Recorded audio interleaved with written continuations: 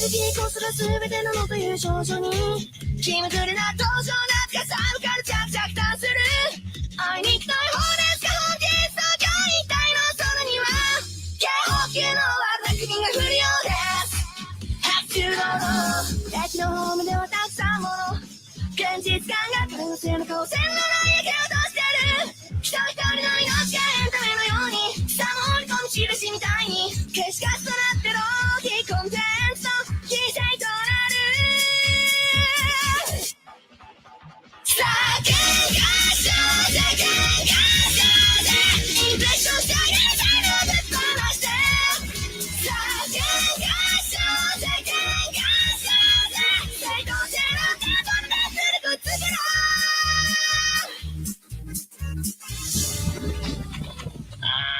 世界が終わるだなんてほら話にそうだったらいいなと逆に願ってるきしめるような時代何不自由ないこれ以上もないくらいの公正な公正に僕らは見えない何かを欲していた何千回何万回僕の言葉のように後悔をするのがこの街の面白いところなんだ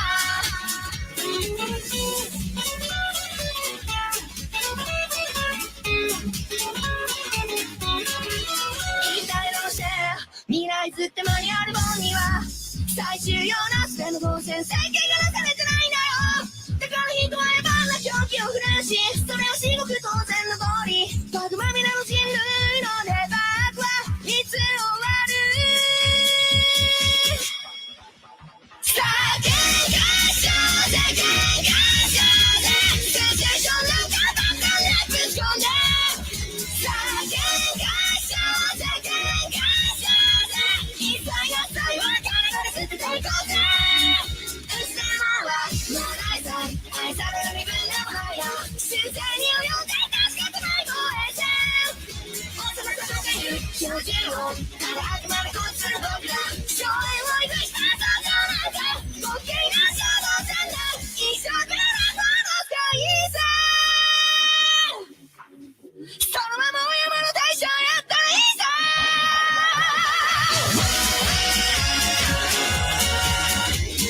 バラックの銃だって機械車ずらしてバカ騒ぎしようぜラップの軍隊でバカ騒ぎしようぜバカ騒ぎしようぜ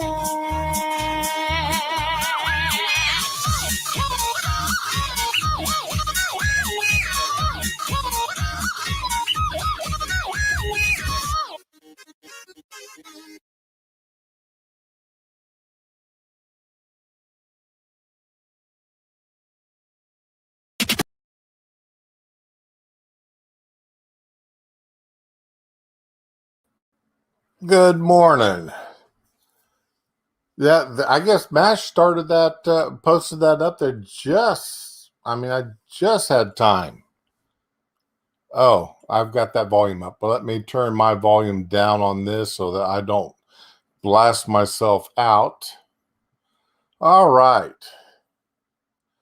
But anyway, thanks, Mash, for putting up the new video. Your timing and my timing was absolutely perfect. As usual, man, I was an hour late getting home from work last night because my night shift person failed to show up on time. At 20 minutes late, I went ahead and called my boss, woke him up, and let him know that somebody did not come to work like they were supposed to.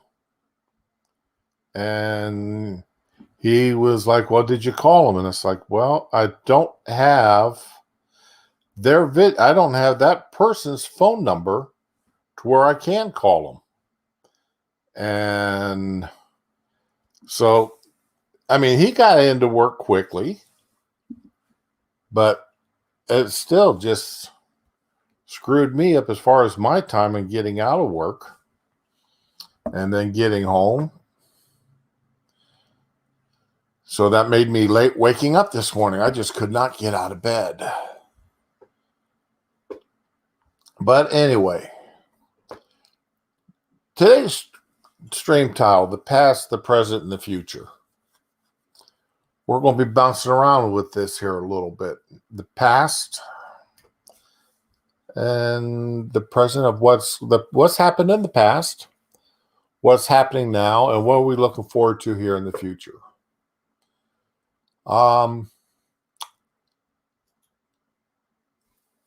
We'll start here.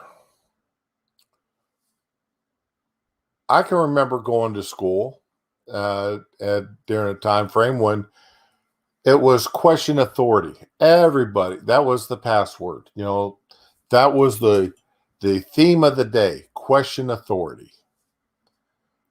Don't accept anything on the premise that it came from your boss, that it came from the police, that it came from the government, that it came from anybody in authority. You had to question it.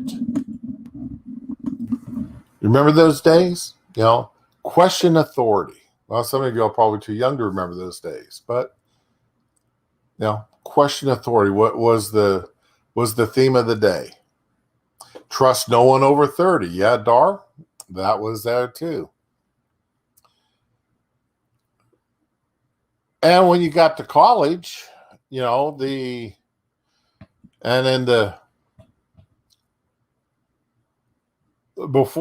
time period before I would have went to college, I would, in the late 70s is when I would have been attending college, early 80s.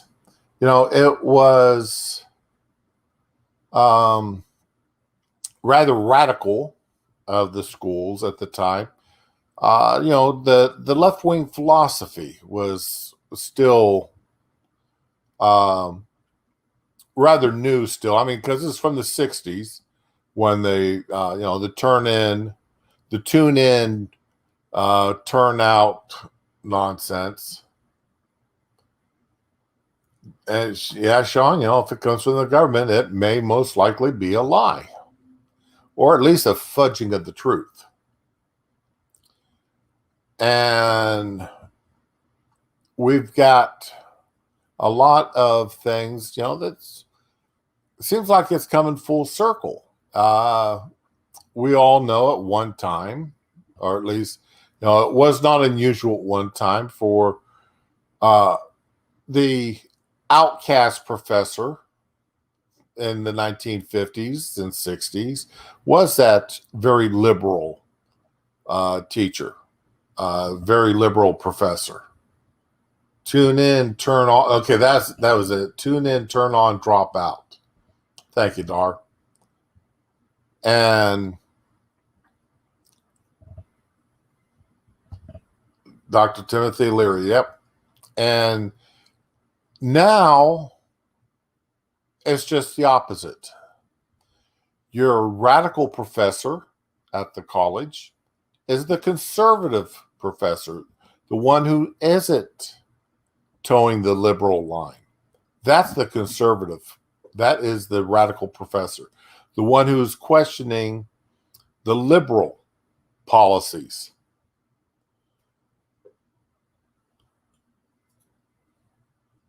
And whoops, I don't want that. There's a professor in Portland who has resigned.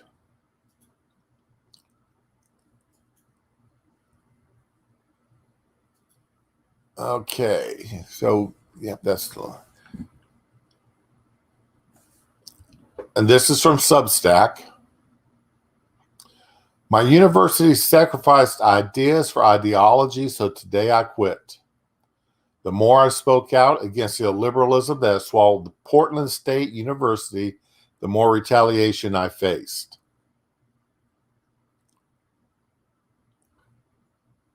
Dear Provost Susan Jeffords, I'm writing you today to resign as assistant professor of philosophy at Portland University.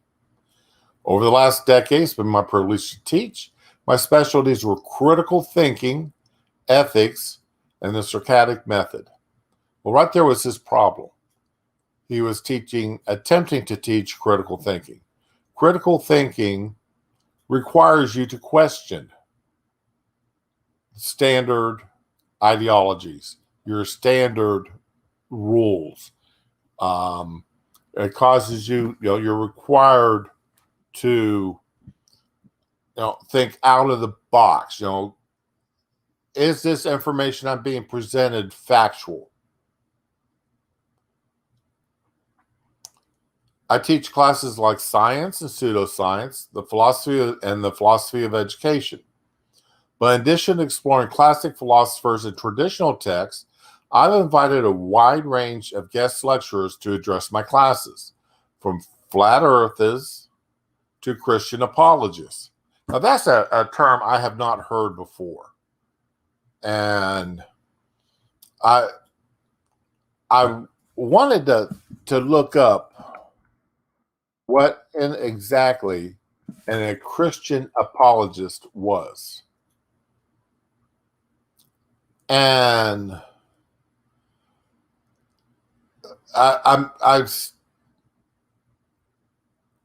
Christian apologists have taken forms over centuries, starting with Paul the Apostle, I'm still not certain what exactly it is.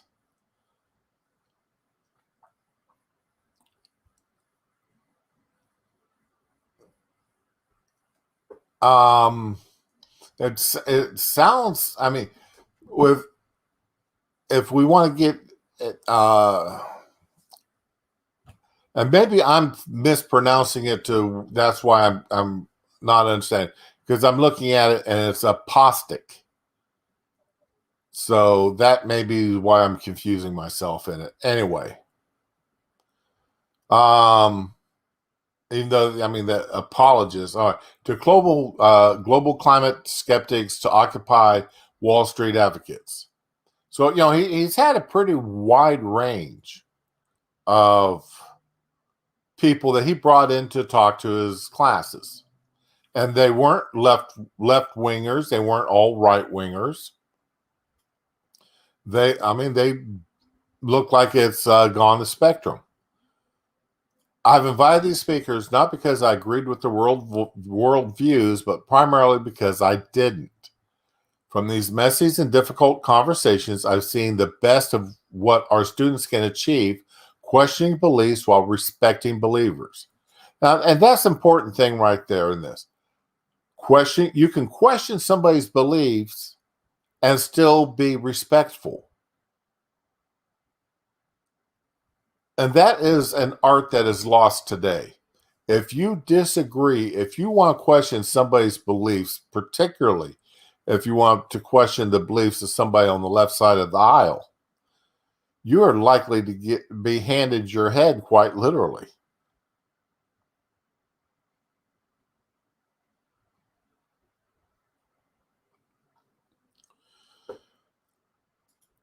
Staying tempered in challenging circumstances, and even changing their minds.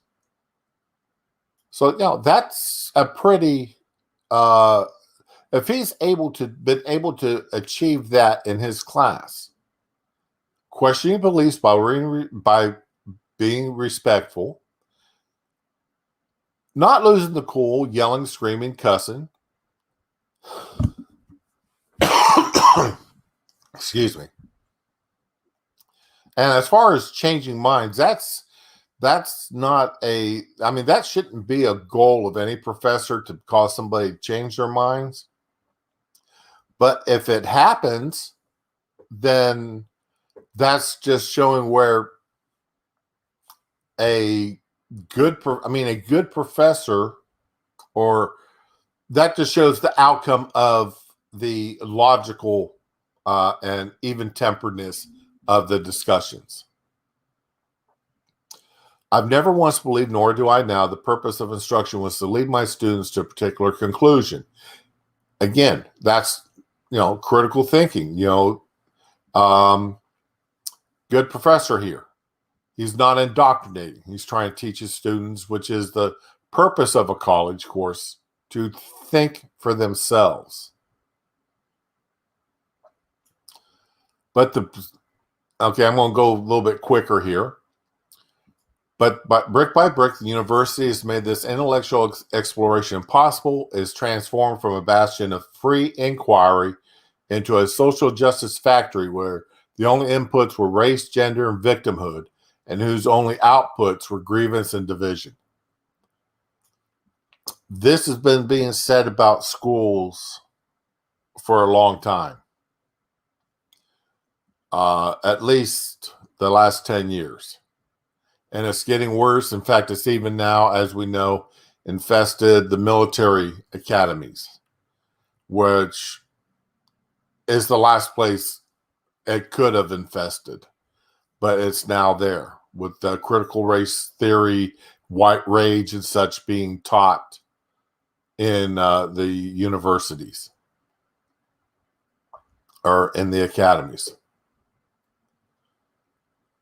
Students are not being taught to think. They're being trained to mimic the moral certainty of ideologues.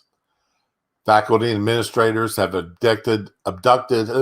abdicated the university's truth-seeking mission and instead drive intolerance to divergent beliefs and opinions. This has created a culture of offense where students are now afraid to speak openly and honestly. Again, 30 years ago, 50 years ago, it was the left who marched in support of free speech at colleges because they wanted their ideas to be openly discussed. The anti-Vietnam era, and they wanted, free love. They wanted their ideas being able to be discussed. And now they're the ones tramping down, a century later, they're the ones trampling down the idea of free discussion, of open discussion.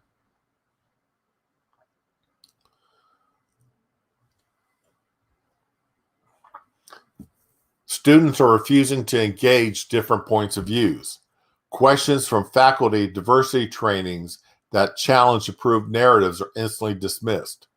There was another, and I can't remember which school it was, where a teacher, it's professor or librarian, an employee questioned the presenter about some facts that they were given out. And the next thing she knew, she was effectively being fired. She had internal charges brought up against her for being hostile, and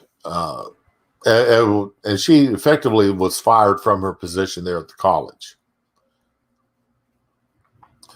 Those who ask for evidence to justify new institutional policies are accused of microaggressions.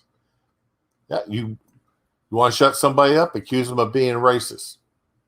And any question you don't want to answer, it's a racist, it's sexist, it's homophobic, it's transphobic. That shut them down.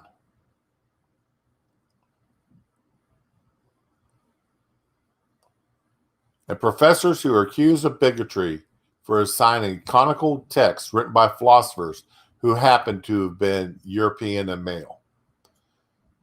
We've read about that. We've heard about that. You can't teach Shakespeare anymore because he's a white male. We've got to find some African tribesmen that had their oral history translated and it couldn't have been by a white male or white female. It had to be another African into some language and written down, and then those were to be the new texts to be taught. At first, I didn't realize how systemic this was, and I believe I could question this new culture, so I began asking questions. Was the evidence that trigger warnings in safe spaces contribute to student learning? Well, I mean, any Anybody with any common sense knows that if you're having to give a trigger warning every time you're going to say something that may upset one of these pansies in college today, all you're going to do, you might as well put a big sign. This class is one huge trigger warning. Don't take this class if you're afraid you're going to have your feelings hurt. And that even goes into mathematics, not just literature, not just philosophy courses, but the STEM fields. Remember, all American or math is racist now. Not too long ago, there was articles about rediscovering the benefits or the strengths of the African witch doctor who could call down lightning on his enemies. Remember that? And the white male was kicked out of the seminar for laughing at it, for questioning that premise. He didn't actually laugh, but he questioned it. And they made him apologize and kicked him out. Why should racial consciousness be the lens through which we view our role as educators? How can we decide that cultural appropriation is immoral? Well, I mean, it's only immoral if it goes one way. It's another one of these one-way streets. If a white man or a white woman does it, more so white man, of course, then it's cultural appropriation. It's never cultural appropriation if it goes the other way. Okay? Electricity was harnessed by a white male. Therefore, anybody else can use it, and it's not cultural appropriation. But if, a Western dress, it's not cultural appropriation if somebody from another race uses that. However,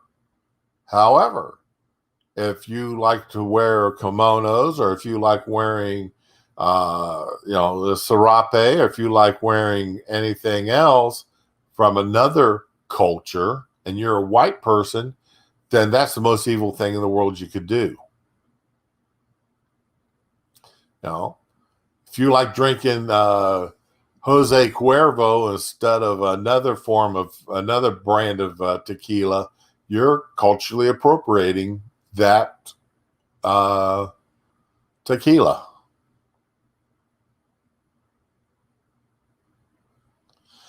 Yeah, Sean, I like that.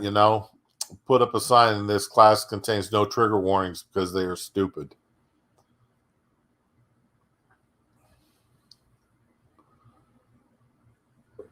I decided to study the new values that are engulfed in Portland State and so many other educational institutions. Values that sound wonderful, like diversity, equity. How can equity sound wonderful?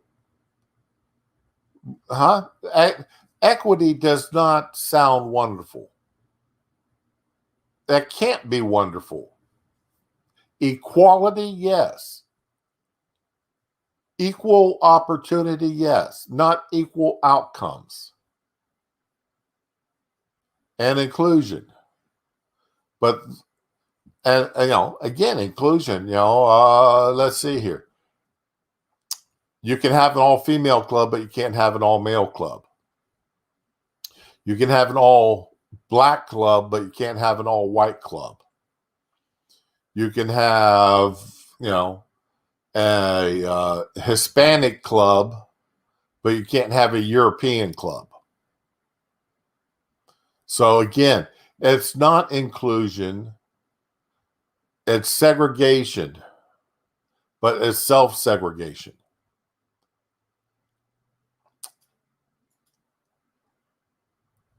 He began networking with student groups that had similar concerns and brought in speakers to explore these from a critical perspective.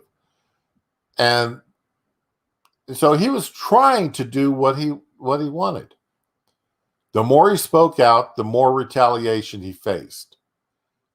2016-17, a former student complained and a Title IX investigation. And the problem was, as a part of this Title IX investigation, there's no due process. He can't, confidentiality rules prohibit him from discussing it further than that. What he can share is that students of mine who were interviewed during the process told me the Title IX investigator asked them if they knew anything about me beating my wife and children. This horrifying accusation soon became a widespread rumor.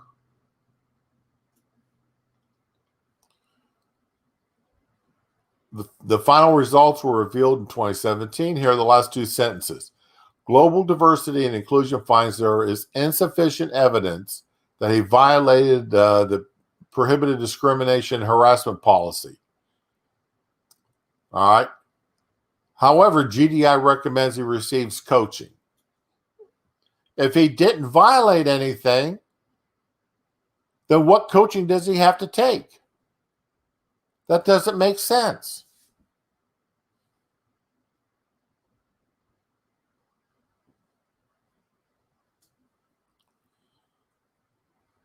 Not only is there no apology for the false accusations, but the investigator told me that in the future I was not allowed to render my opinion on protected classes or teach in any such way that my opinion about protected classes could be known. A bizarre conclusion to absurd charges. All right. Well, nobody should be able to know.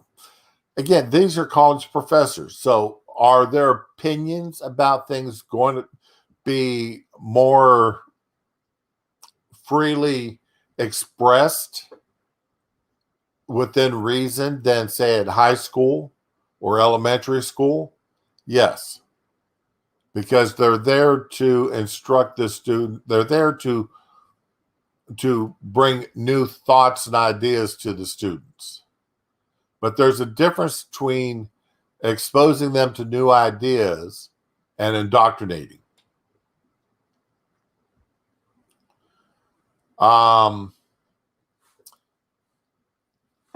He decided to play a little evil game back on the college.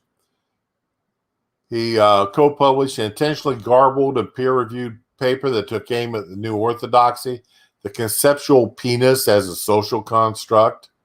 He reviewed that as a hoax designed to shed light on the flaws of peer-reviewed and academic publishings. And in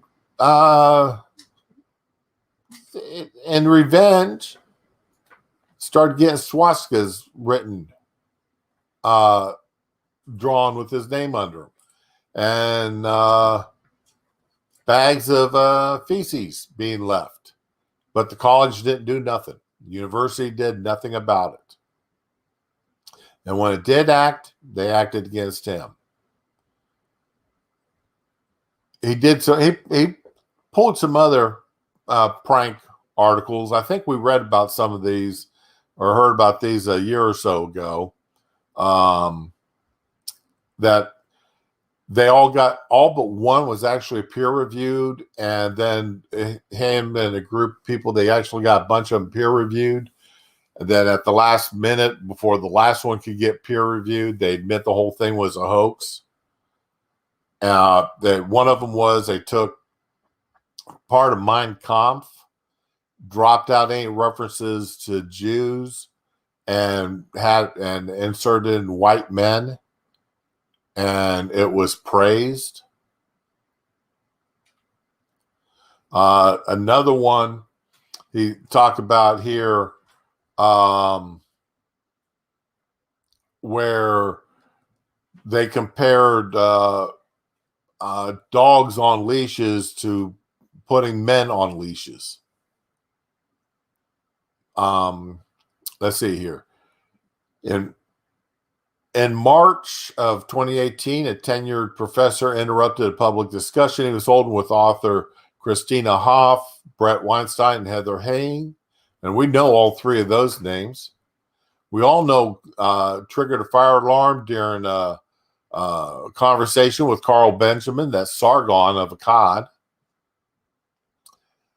Pulled speaker wires when he had James Damore from Google on there. University did nothing to stop or address. Nobody was punished or disciplined. So again, it was a one-way street of what was being allowed to be said, and the university did nothing. He's gone on several other things here. So finally, last sentence, last paragraph. This is not the outcome I wanted, but I felt morally obligated to make this choice. For 10 years, I taught my students the importance of living by your principles. One of mine is to defend our system of liberal education from those who seek to destroy it. Who would it be if I didn't? And then Boghossian, I don't know how to pronounce his name.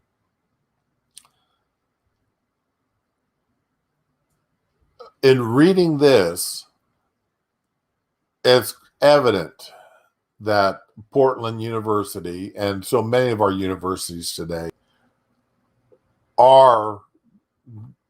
they're not teaching. They're not teaching, they're instructing. They're Sean, brainwashing. That's another, Ohio State University. God, I used to love that college. I used to love, I dreamt about going to OSU when I was a kid.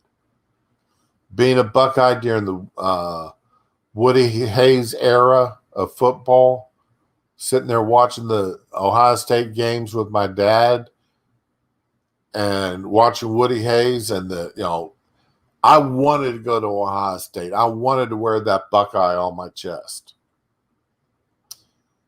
And now it's like, there's no way with what I've seen happen to that university. There's no way I would go to it. Unless I was going in there rich enough and bored enough that all I was going to do is go in and be a nag fly. Take the most liberal classes I could find and just go in there and be a total pest and then sue them for throwing me out of their classes. But that'd be the only way I would go to almost any of these colleges, because all of them have gotten so left wing. And in the past, 100 years ago, it was just the opposite. This pendulum has flown so far. Yes, in the past, women couldn't attend some colleges. In the past, blacks couldn't attend colleges. In the past, Hispanics couldn't attend. All of that is in the past, well over 100 years ago.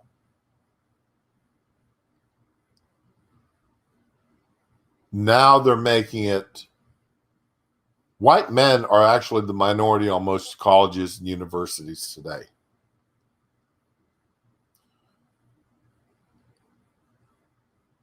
And Title IX has been used to force the colleges to attempt to actively recruit more men, to set up male-only grants and scholarships, like they used to have female-only and Hispanic-only and black-only, because white men have become the minority on colleges.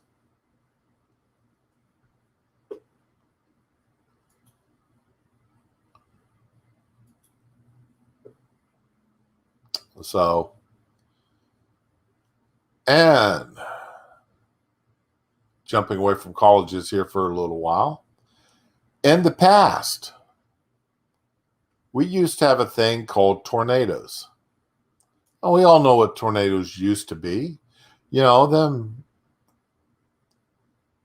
big clouds of things that come down, you know, tear up the ground. Yeah. Sort of like these. You know, these are all tornadoes. All these are pictures of different tornadoes.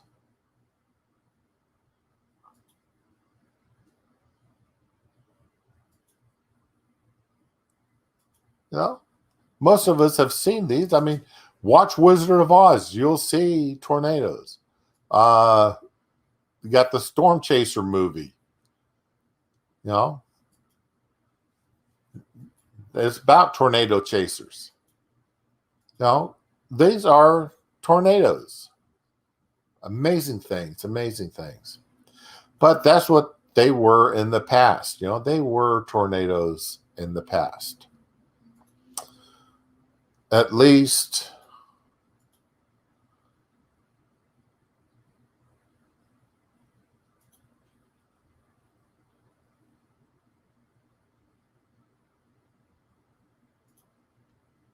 according to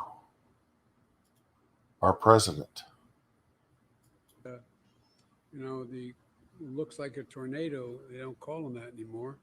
That hit the crops and wetlands in the middle of the country.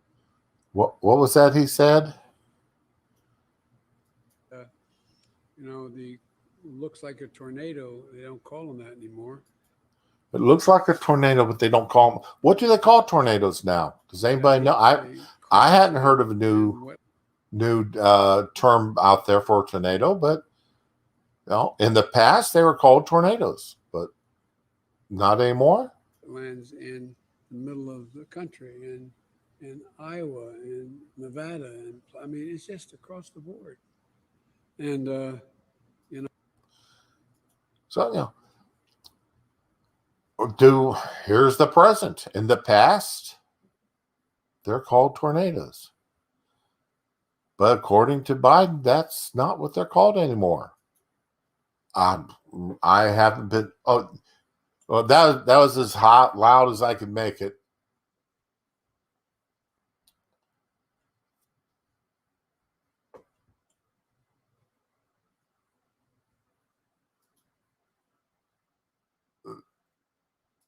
It wasn't a great.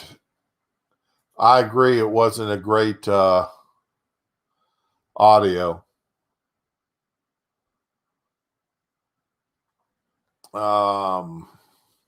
And I already closed that tab. I'm scrolling. Let me come down here because. Okay, let me reopen this here and I'll try one more time. And I'll try one more time, see if I can get it any louder, but I don't know if it will.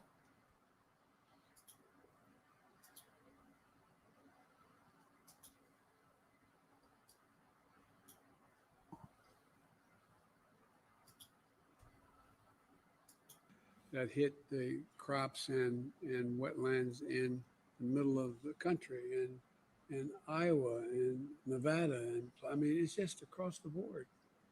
And you know, as I said, we're in this together. You know, the looks like a tornado. They don't call them that anymore. It looks like a tornado, but they don't call them that anymore. That's what he said.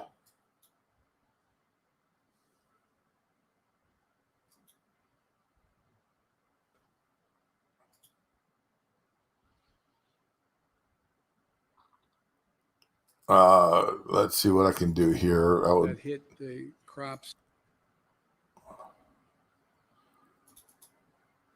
They don't call them that anymore. I will post the video address to that wetlands in here, and then you can and Iowa and Nevada. And you can listen to it yourself if you want.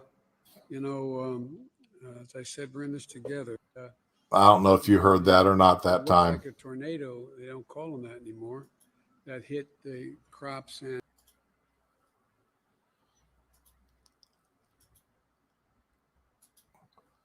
All right. And so, again, in the past, we used to call them tornadoes. We have no idea what we call them today.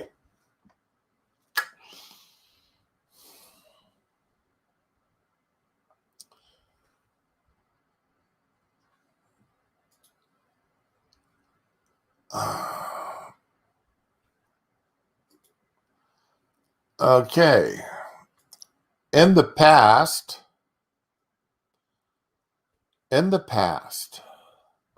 when people got arrested for crimes and multiple crimes, and until they had their trial, they either went and spent their entire time in jail, or if they were lucky enough to have parents or were themselves independently rich enough or had really good friends to help to go to a bail bondman and raise bail for them. And then when they got out of jail and they're awaiting their trial, they were expected to stay on their best behavior. And of course, you had those that jumped bail and such, or they committed other crimes. And if they committed other crimes, then the people who put up the bail would usually lose that money. And a lot of people lost their homes or businesses that they put up for bail for their children or their friends. And, in the past, if you supported somebody that did wrong while on bail, then you also got punished. But in the present, well, that's not quite the way it works. A Minnesota man freed by Kamala Harris supported bail fund now being charged with murder. A bail fund once backed by Kamala Harris freed remember when domestic violence abusers, that was one of the worst things in the world you could be. It was so bad at one time that you lost your second, and you still do, you lose your Second Amendment rights. Even if it's a misdemeanor charge of domestic violence, you still lost your Second Amendment rights.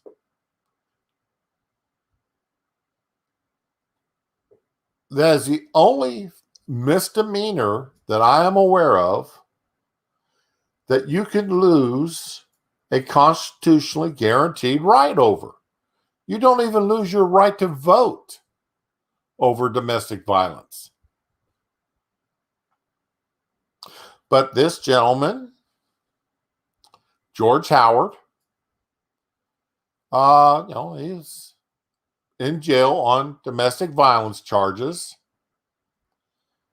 And Kamala Harris had a bail fund that Kamala pushed, got him out, and he is now allegedly came involved in a road rage altercation on Interstate 94 entrance ramp, and he shot another driver weeks after being bailed out on domestic assault charges.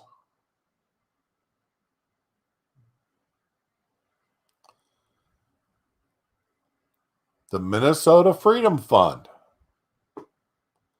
yes, helped get him out of jail. And Kamala right there.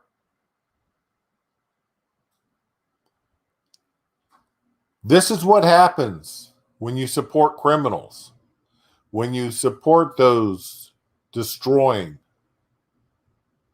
public property.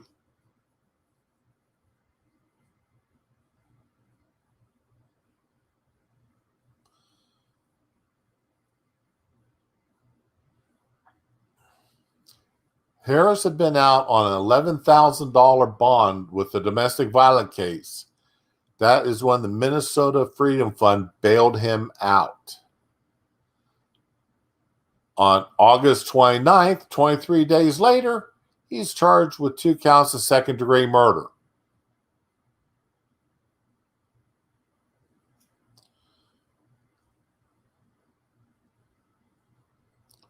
And this is what Kamala's group has to say about it. We are aware of reports of the tragic and fatal shooting in Minneapolis earlier this week, allegedly involving George Howard. Allegedly, we don't know for certain it was him, but it's alleged he was him. And an individual that the Minnesota Freedom Fund had previously provided bail support. MFF believes that every individual who has been arrested by law enforcement is innocent until proven guilty, and if a judge deems them eligible for bail, they should not have to wait in jail simply because they don't have the same income or access to resources of others. Yes. And it doesn't hurt any that, Mr. Howard here, he's got the proper amount of melanin in his skin. And he had in the past protested with the proper groups. And he said the right things that the Minnesota Freedom Fund agreed with. Well, Sean, it's not so much how many white people did they bail out, but it's how many people did they bail out that did not agree with them.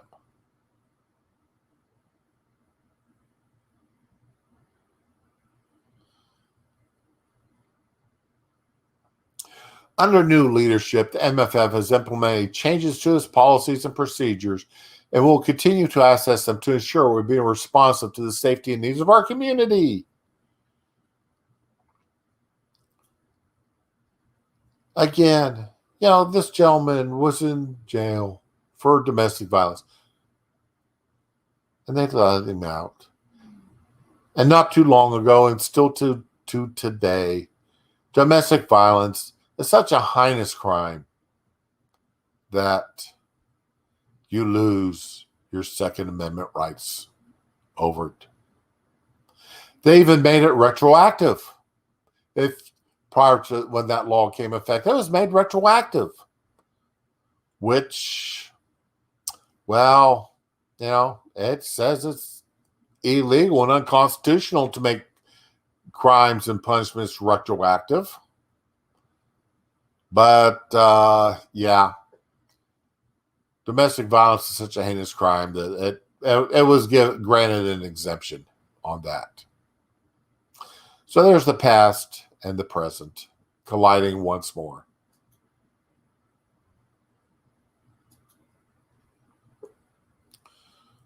Now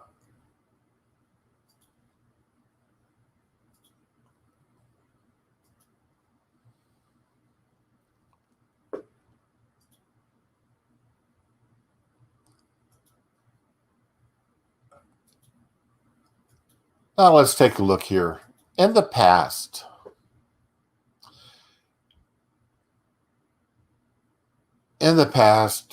collecting unemployment, that was supposed to be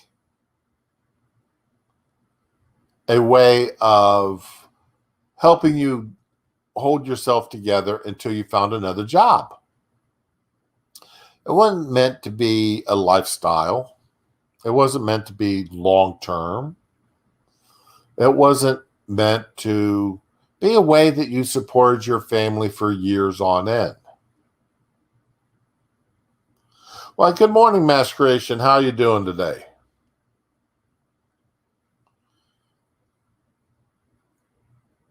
The unemployment insurance in the past, it wasn't that many years, wasn't that long ago. had limitations. Some states had 90 days. Some states had 6 months. But that was usually about the limit, if I remember correctly. And then the vid hit. And the federal government and state governments and local governments decided that we needed to shut down the country for 2 weeks. And that's been 18 months ago. And quite a few states, after a while, they said, this having things shut down is not good. So they started reopening, like Florida and Texas and others. One thing they all seemed to have in common was gubernatorial offices held by Republicans and state legislatures held by Republicans.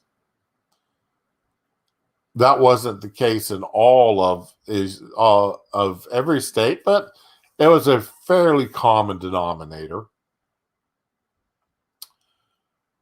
Then the federal government stepped in and said, well, we're going to extend unemployment. And not only that are we going to help extend, but, because state unemployments, they're a little bit too stingy. So we're going to add a few $100s a week to the unemployment. We're going to offer that to the states where the federal government will add a few $100 every week to it.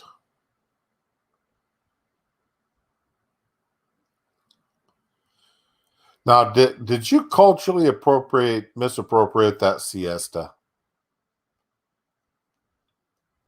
Did you culturally misappropriate that? I hope you had a good nap.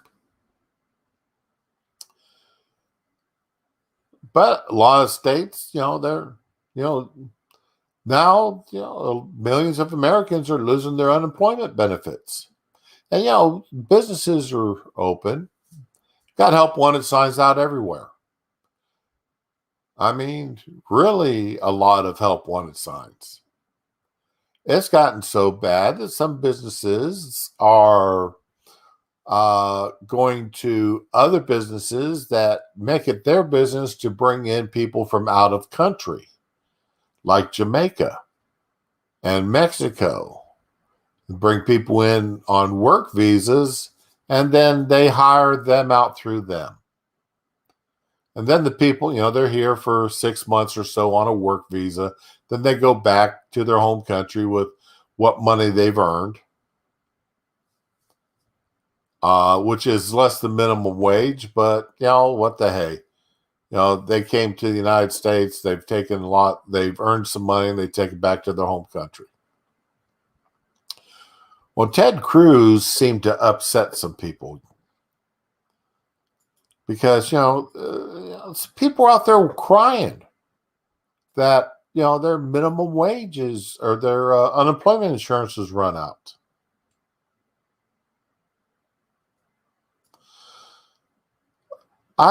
Their unemployment's running out.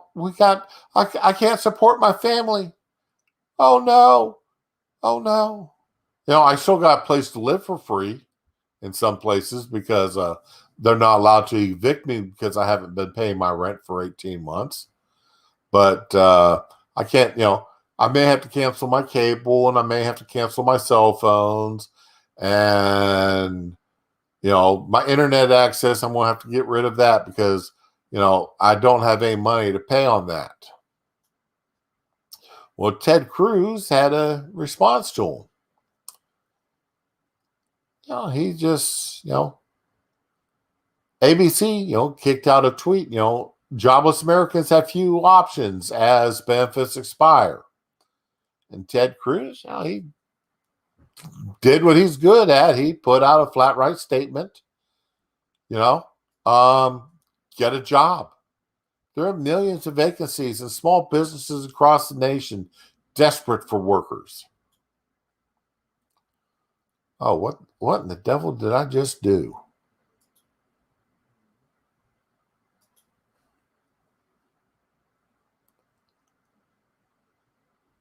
The emergency federal jobless benefits ended on Labor Day, while another 3 million people will lose their additional $300 boost to state unemployment benefits, barring government intervention. The AP reported there are currently no plans from the White House to extend unemployment benefits, and no states appear to take action either.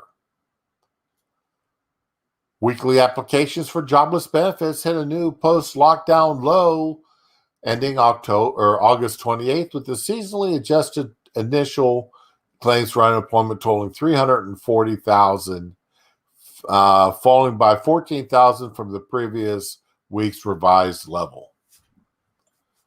Of course, Cruz's tweet drew the ire of several critics on Twitter. Yes, you know them left-wing, them people. They just said, yeah. Oh, Ted Cruz. Yeah. Oh, what did he say? What did he say?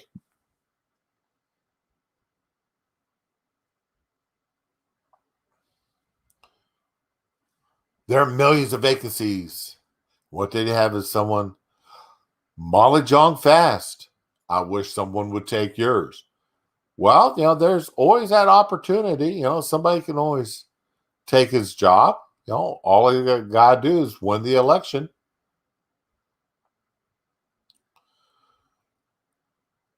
Says the guy who never works except trolling on Twitter and gets a paycheck and free health care from the government every month. Well, if you're saying that about Ted, you're saying that about every other Congress critter.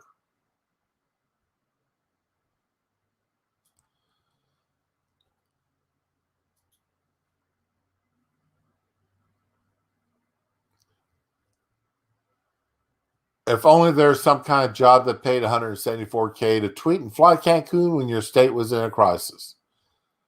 Well, unfortunately for that particular crisis they're talking about, the power crisis last winter, there's nothing Ted Cruz could do about it.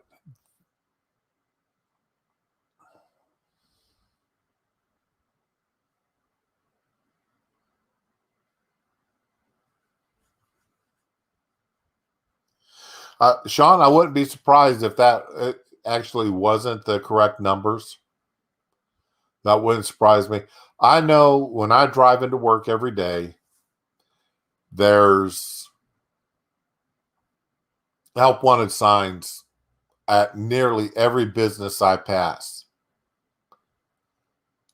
And I live in Florida, and we still have help wanted signs out. Because people, they aren't working. They don't want to take these jobs while they don't have to.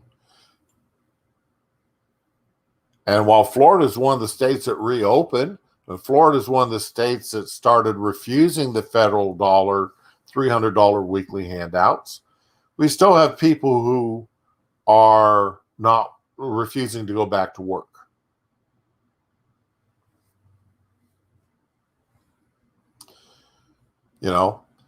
My wife and doctors are all after me to stop working.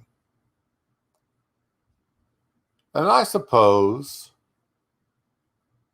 I could stop working and free up my job that I've got to one of these other guys to let them go ahead and start to work. I guess I could do that. But now I don't really want to. I enjoy working. And yeah, I could spend more time on the internet and harassing people. But that's really not what I want to do. And I imagine I could put together a better show if I had more than just a couple hours a day to prep for it. An hour and a half in the morning and maybe an hour and a half throughout the evening while I'm at work. And maybe I could get, do a little bit, like I said, a little better show and get to learn this software a little bit better if I had more time to practice it. And someday that's going to happen. But until then, I'm going to work. And Ted Cruz, you're right. There are plenty of jobs out there for people. if they want them. And the thing is people have got to get up off, like last night. No call, no show at my work. Now, this young lady, her and I had discussions one other day when she called me at 10 minutes after the hour, 10 minutes late, called me up and said that she's going to be late. Well, no shit. You're already 10 minutes late. Thanks for telling me something I already know. Well, I'm only about 5 or 6 minutes away. I'll be there as soon as I can. Okay, well, at least she let me know she was on her way. Last night at 20 after, she still hadn't showed up. When I say young lady, she's in her early 20s. I've got no clue if she's going to be in tonight. I have no clue if she ever showed up last night. I haven't had a chance to call in and talk to my boss to see if she showed up. But it's just not young people. I know people of all age groups who just won't go back to work.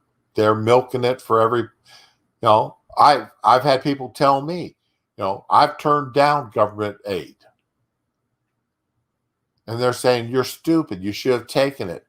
I said, why? As much as I'd love to have that $8,000 sitting in my bank account right now, I wouldn't feel right in taking it. Well, everybody else is taking it. You might as well take yours too. But I disagree with it. I need it, but I always need more money.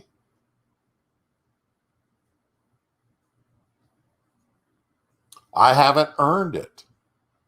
Why should I take tax money that somebody else is eventually, because I'll never pay back that $8,000 or 12. I've turned down an $8,000 check. I've turned down a $4,000 check and several checks for a few $100s. And unironically or ironically here, I just got a bill from the state saying they accidentally overpaid me on my unemployment. And while I turned down the $4,000 check and an $8,000 check, they want me to send them a check back for $214. Which, as soon as I cash my paycheck, I'm going to send that, get that off to them. Get the state off my back about that. So, it's really ironic. Out of this group of money, they want to give me $12,000, but out of this pocket of money, they want, we overpaid you by $200. Send it back.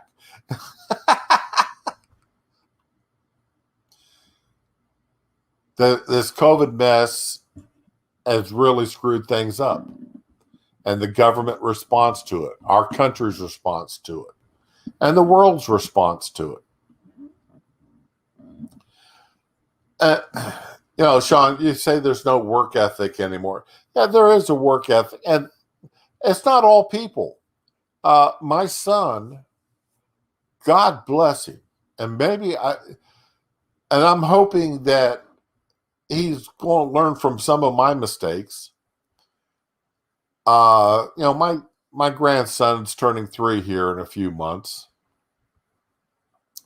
and my son is working minimum 55 hours a week at a minimum, and he's been known to have to push in some 65 and 70 hours a week. Now, I did that when my son was young, when he was young, because my wife wasn't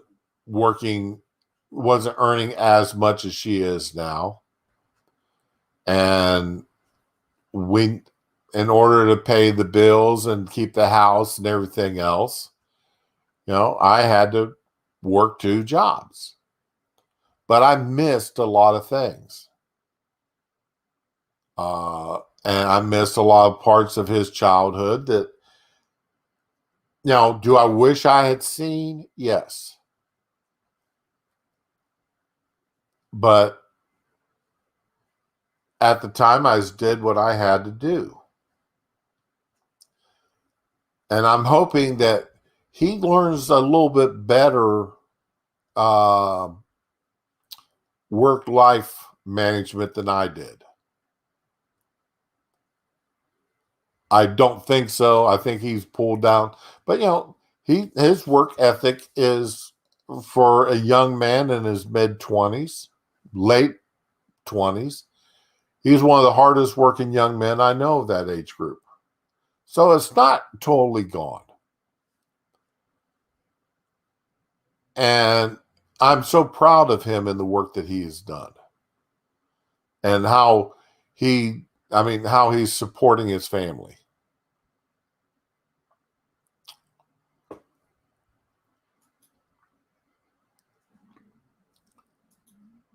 But anyway, we've still got some more past and future here to look at.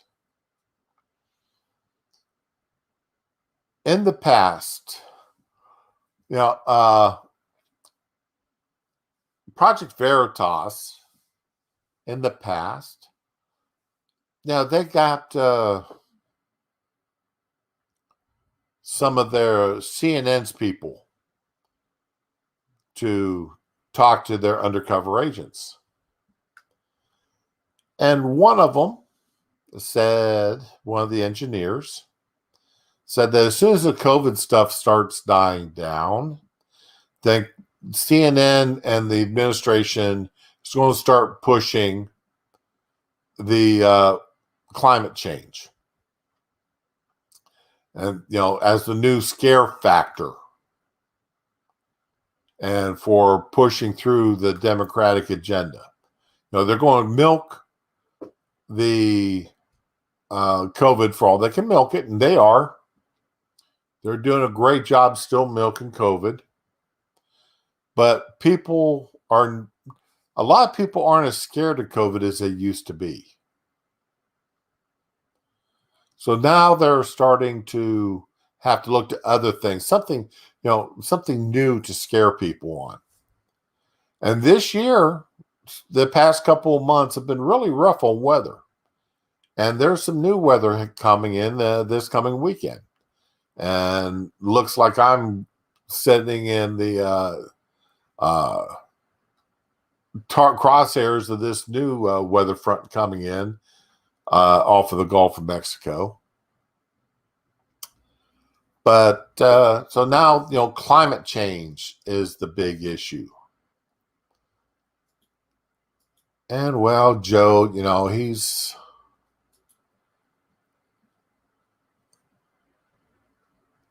using that for his future scare point, just as CNN said he would. Folks, the evidence is clear. Climate change poses an existential threat to our lives and our economy, but we can stop it from getting worse. Really? You going to stop that storm that's coming in this coming week in the next few days? You going to stop that storm? How are you going to stop the storm? Our Build Back Better plan will fight the climate crisis, cut emissions, and make our infrastructure more resilient. Well, from my understanding here, Joe, the climate has been changing for thousands and thousands and thousands of years. And it changed before man was here, because remember, there was ice ages. Then we had the mini ice age back in the Victorian era. And now we've got what we've got today. We only have a few hundred years of even anything close resembling reliable weather history.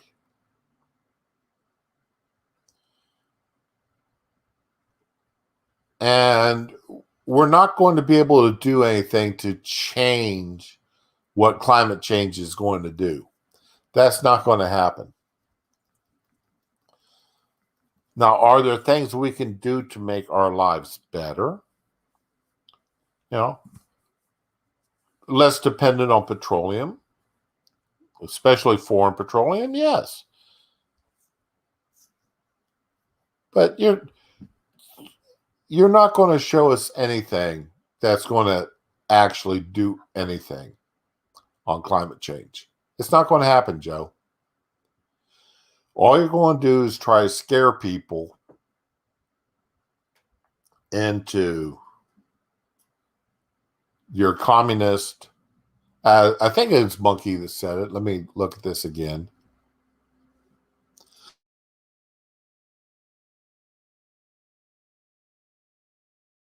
Excuse me there. Oh, yeah. Oh, goody. Bring on environmental communism since you never accomplish it any other way. Yeah.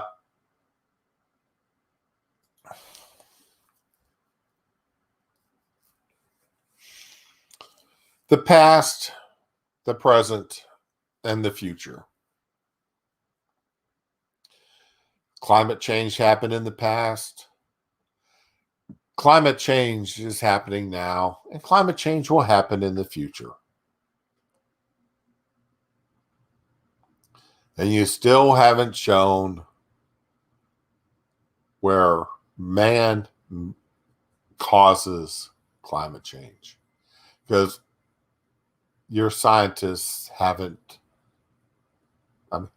They forgot to figure out to remember that trees consume carbon dioxide. A third grade science. So,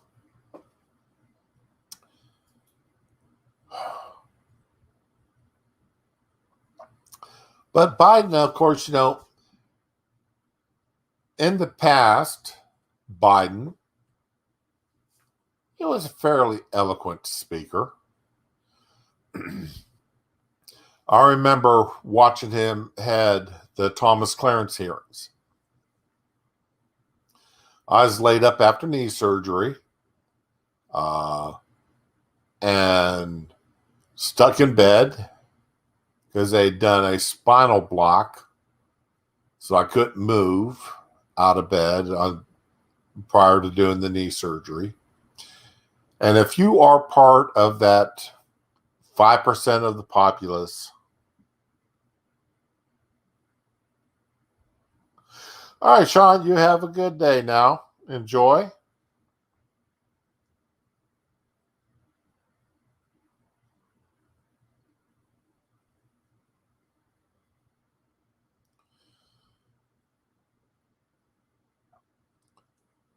And if you're part of that 5% that get those spinal block headaches, brother, sister, I'm in that camp right there with you. And that was the most miserable week of my life. That was horrible. But Joe, he was fairly articulate during those hearings. I'll give him that. He was fairly articulate. But now,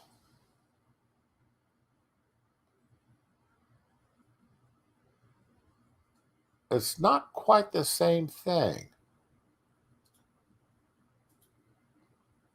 Okay, here we go. Want to make sure I'm sharing the right screen here.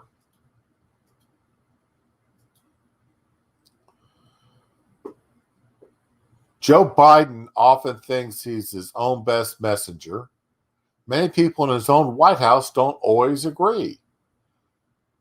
When Biden gives public remarks, some White House staffers will either mute him or turn off his remarks, according to White House officials. It's not that they're indifferent to what their boss has to say. Indeed, their livelihoods are directly invested in it. Rather, they're filled with anxiety about what he's going to take questions from the press and veer off the West Wing's carefully orchestrated messaging. I know people who habitually don't watch it live for that reason. Wow. Could you imagine if somebody had said that during the Trump administration about Trump? that people, White House staffers, are actually muting his microphone so that he can't talk. Now, I've said this as half-assed joking in the past, that he's got a Bluetooth in, and he's being told what to say and what to do when he's up there giving his little speeches or press conferences or anything where he's dealing with the public. And how many times have we heard him say, well, I'm going to get in trouble here. I'm not supposed to be. Yeah, we're talking about Puddinhead. You know, I'm going to get in trouble here, or I'm not supposed to say this, or I'm not supposed to take this question. You know, this has happened. How many times have we heard this? Well, now we have got somebody actually admitting that they're shutting off his mic. They're turning off his remarks.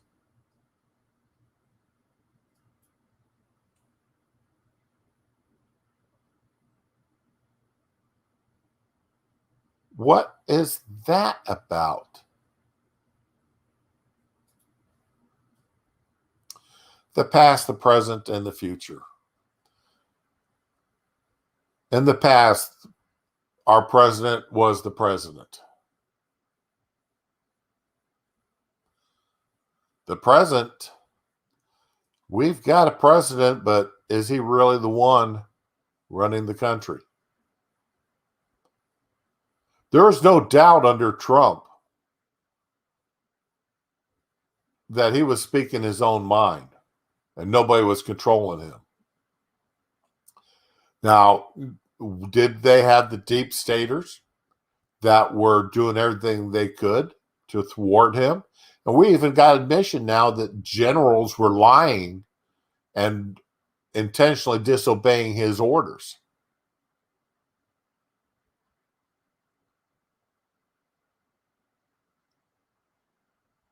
So that's the past. And now we're in the present. Who's actually running the White House? Did some people... Morning, Shio. You know, I never watched a full episode of The West Wing. I never watched a full episode.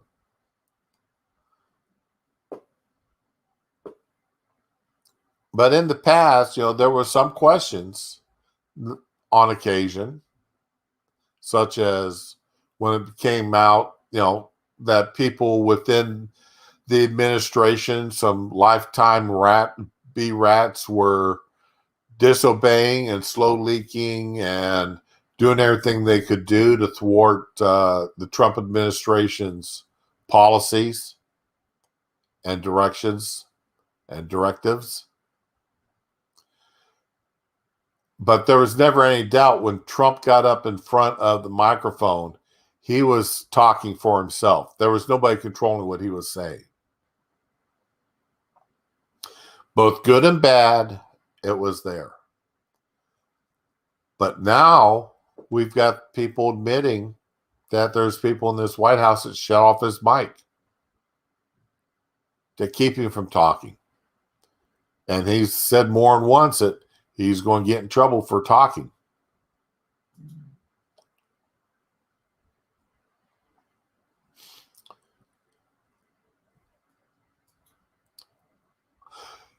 You know, in the past, now President Biden, then candidate Biden, he took pot shots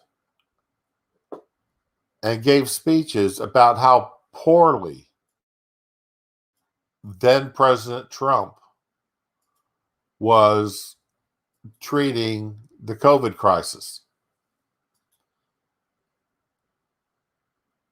Even going so far as to saying that he's had 6 months to deal with it, and he's done it horribly, and he's made it worse.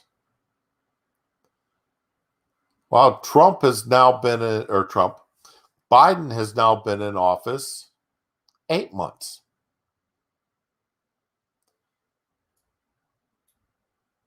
let's listen here to what candidate Biden had to say 6 months into the COVID. Due to Donald Trump's lies and incompetence in the past 6 months, have seen one of the gravest losses of American life in history. But sadly, it's not over.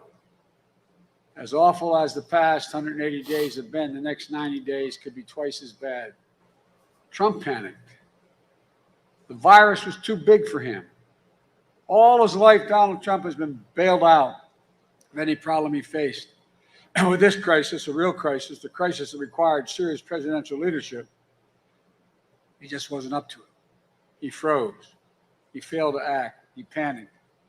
And America's paid the worst price of any nation in the world.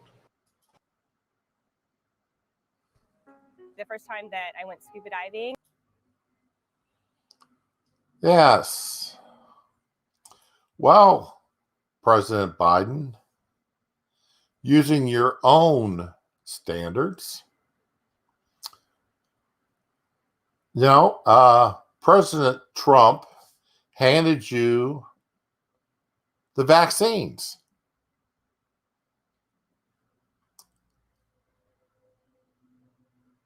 He handed you the plans for distributing the vaccines. He handed you a country and the policies in place.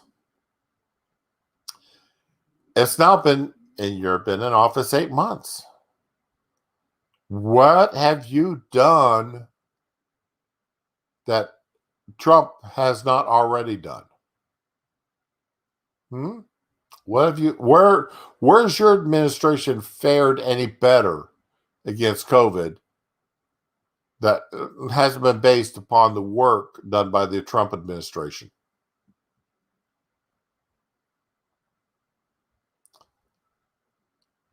Bringing your own words back at you, your words from your past, bringing them into the present.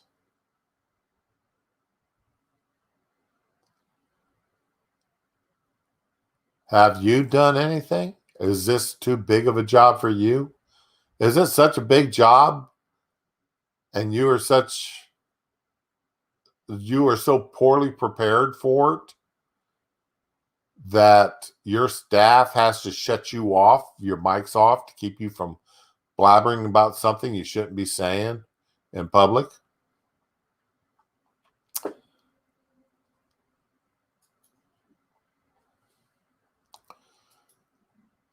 In the past, I'm going to come back to when I was in journalism school, in radio and television school. When I worked at a television station with the news crews, and we did live reporting. And one of the things that you did when you did live reporting was you prepared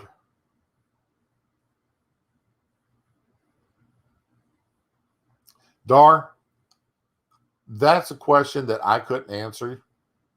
What, if anything, can be done about COVID? At this point, people should do as they feel they need to do as far as vaccinations. Take them or don't. Take the personal responsibility to either get vaccinated or don't.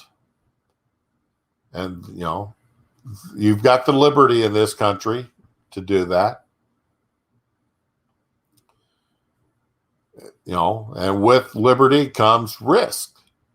With freedom of choice comes repercussions. If you choose to get the vaccination, you're choosing to take it. If you choose not to, there's repercussions to that also. So either way, you're damned if you do, damned if you don't.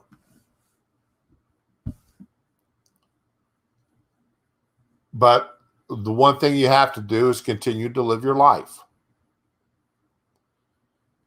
We have not in the past been a nation of cowards.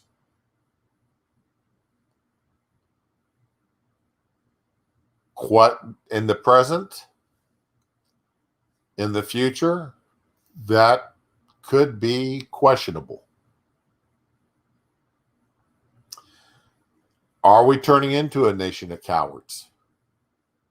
Have we turned into a nation of cowards? I'm going to have to say I hope not. But merely the fact that we have to ask that question is in and of itself an answer of a form.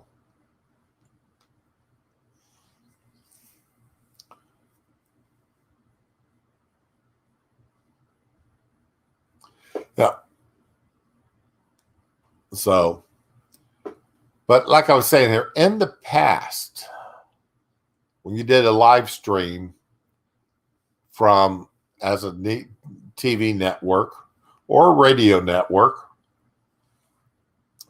from a football or any public area, you tried to rope it off as best you could where you're going to be. You try to set yourself up to where you can see the crowds in the background if you're on television, hear the crowds if you're on radio. But you weren't so close to where there'd be a lot of chances for personal interaction.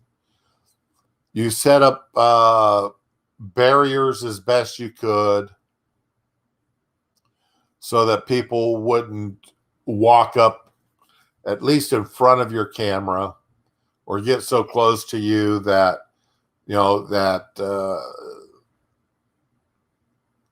they could really become more of a hindrance to your live report instead of a asset to it.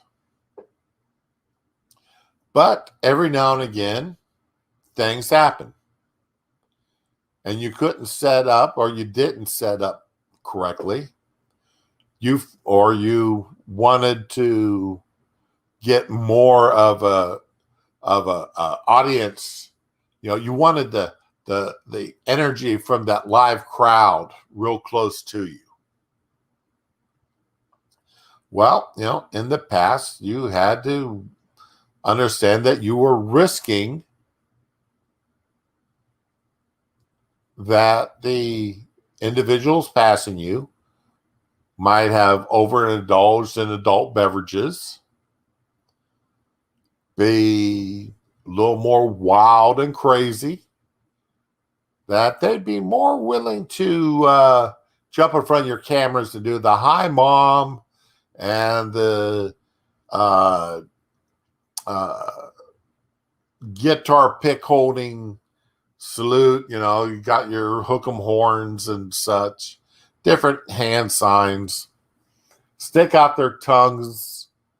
There's one guy that made himself quite famous by, especially if it's a female newscaster, running up and yelling obscenities and then beating feet before anything could happen.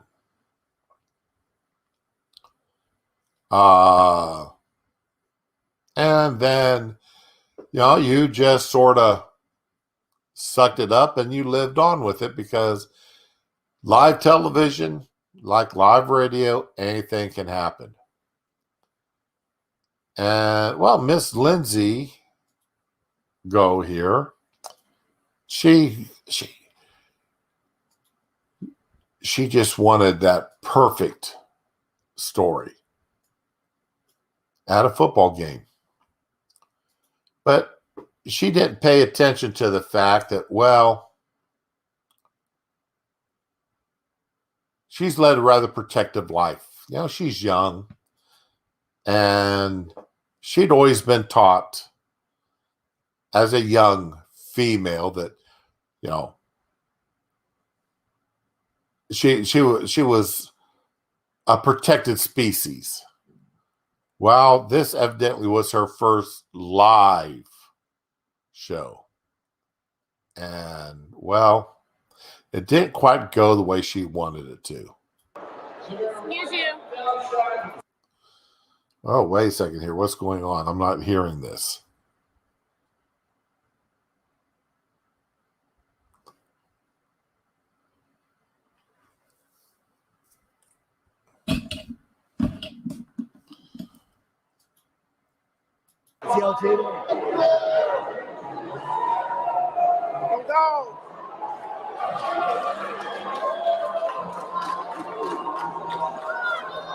Well, you guys are hearing it.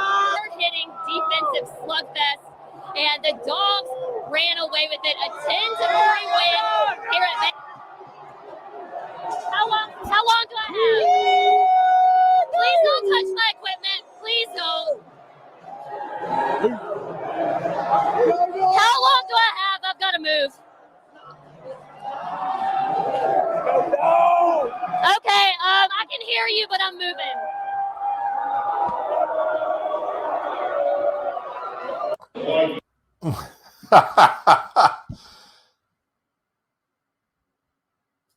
And that is called live television. That is called live television. But of course, that's not what she wanted.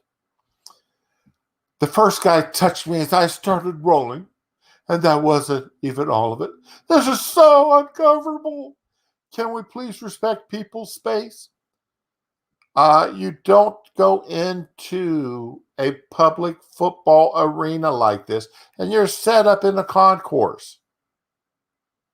You're not set up in a press area where this stuff is all protected. You set yourself up in a concourse where people are walking by. Okay? You got the food court there. It's your fault. You should have expected what was happened. If you didn't respect the people's place, you tried to bring your workplace into their area and then expect them to act as if they were in your area. No, you were in theirs. You invaded their spot. You know, professionalism, got all kinds of violated during my first live hit by fans. Evidently, you've never watched live reporting before in your life. And your instructors in college never showed you videos of what has happened in the past at live reportings. So guess what, sweetheart? Like I posted in response to you yesterday, suck it up, buttercup. And if you can't handle doing live TV out in public, well, there's other forms of television you can do. And it's all in studio. You'll have to give up that nice little pretty paycheck that you get paid for going out and doing live reporting. Okay. But guess what? Because see, live reporters, they get paid from usually, and I'm going to go within the past, from the time they left the station to the time they returned. All right. The in studio only get paid for the time that they show up to the studio to the time they leave the studio. So, the live reporter, they're due a 5-minute report, but they're out there, 6-7 hours, 4 or 5 hours sometimes, or longer. And they're getting paid for all that time.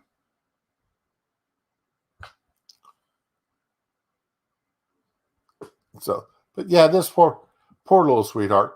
And I looked at some of these answers here, responses. You know, even the old lady felt like trolling you for blocking the tide of people getting out. Pick a better spot. Yep.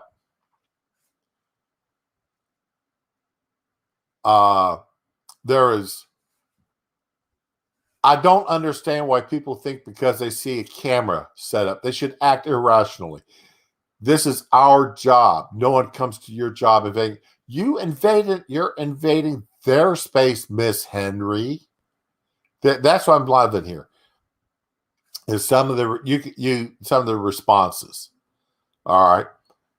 It may be your job, but you're in their space. And if you don't understand why people act irrationally and childish in front of a camera, people who don't get it, whose lives aren't evolved about being on the lens side of that camera, then you don't understand human nature. We can take you back to the beginning of the television era and the way people acted in front of cameras.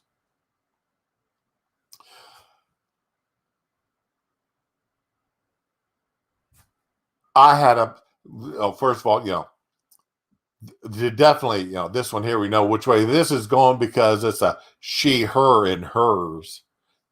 I had a panic attack watching this. If a male report been standing in the same place as men, would have given him space. No, they wouldn't have. They'd been right there on top of him also. Again, you've never paid attention to live reviews in front of a camera at a sports stadium, have you?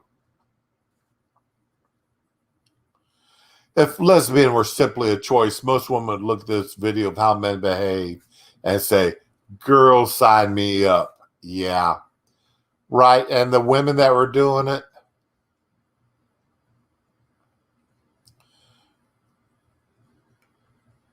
yeah. Now this, Jason here, did I see a different video than everyone else? First guy put his hand on his back for 1 second just to talk into the camera.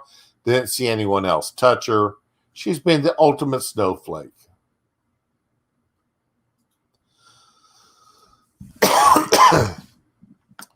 Again, we're talking past, present, and future here. The unwashed masses. You're right, Dar. She doesn't know the unwashed. She's lived that protected life.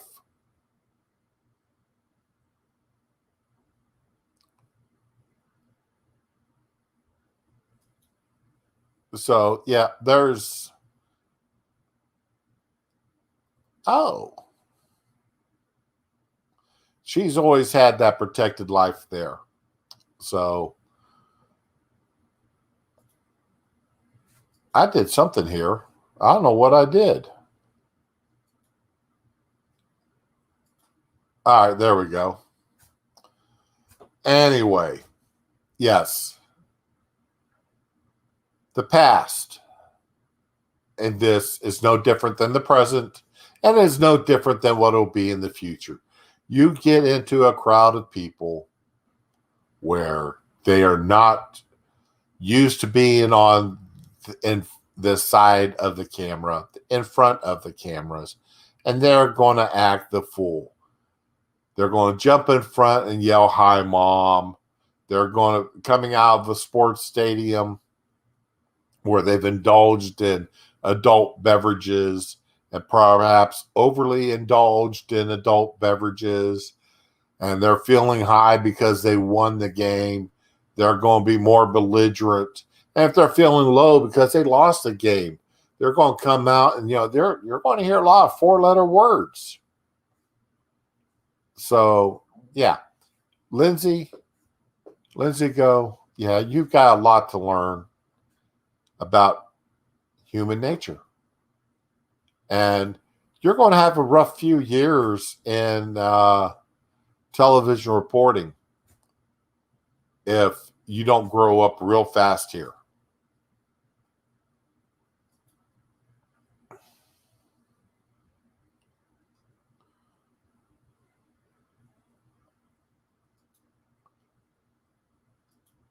I saw that Monkey did this last night, and he was showing some other videos of a male reporter being accosted by two female reporters, or two females, they weren't reporters, but just two overly amorous females. I thought that was kind of funny, but that wasn't the way I was. I wasn't bringing it in as a gender thing, because this is going to happen to reporters, regardless, male or female, that are setting up in a public venue like that did not properly set up, or either by accident or intentionally, to prevent the crowds from getting too close to them.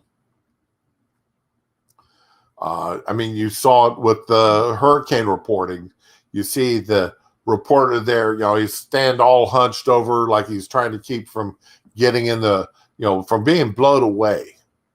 He's hunched over, walking into the wind. Then two guys come walking behind him, standing up. They had the one guy that come through who was doing doing backflips and such. And, it's like, okay, yeah, these reporters, they want to control the message that they're putting out. And they want to be able to control the environment around them to, again, put out their message. And when people get involved, well, you can't control what other people do, especially when you're doing live reporting like this. And that is going to be the same in the past, and it's going to be in the present and in the future. It's not going to change, whether you like it or not.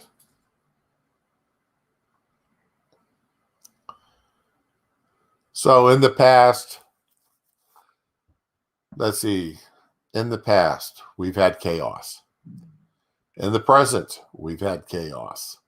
In the future, we're going to have chaos. We're human beings. Chaos is going to be the only thing that's going to be consistent in our past, in our present, and in our future. Because the Lord knows we are a chaotic bunch of people. None of us know what we're going to do tomorrow. And you want to know something? It's more fun that way. Could you imagine living in the world of 1984 to where everything was structured? You ate at a specific time every day, and you ate the same thing every day. Now, even prisoners have got to have some chaos in their life. And the sooner that some people learn it, the better off everybody's going to be. But anywho, in the past, I've been a crappy streamer. In the present, I'm being a little bit less crappy. In the future, hopefully, I'll get a whole lot less crappy. And speaking of future, this is Wednesday. Got one more day of this, of who knows what I'm going to stream tomorrow, because I sure don't as of right now. But Friday, DAR, I'm looking forward. We're going to be going over 50 more books of the science fiction type, the last 50, the top 100, as ranked by God only knows who.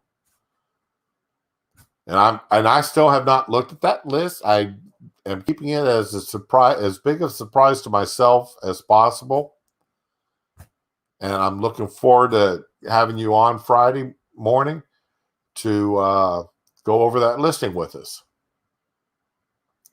That's right. Friday, two old men yelling about books. Yelling at the books. That's what we're going to be doing. Yelling about books. So, anyway, we'll have fun tomorrow. We'll have more fun on Friday. So, we'll see y'all then. And I need to go. My puppy is giving me that stare like, if you don't let me outside here in the next few minutes, I'm going to pee on the middle of your floor. So, I got to get him outdoors. All right. Anybody still here with me? Dar, Sean. Well, no, Sean had to leave. Thank you for showing up. We will be back tomorrow. Anybody in the future listening to this, I hope you had fun listening to it. And please come back and listen to at least Friday's show. That way you don't have to listen to just me. And once again, like I always say, please be with the ones that you love. Oh, yeah, that's right. Shio was here for a while. I don't know if he's still here or not. So, but please be with the ones that you love and love the ones that you're with. Behave, be good, have fun. And have as much fun getting out of trouble as you did getting in it. Okay? We'll see you tomorrow. Bye.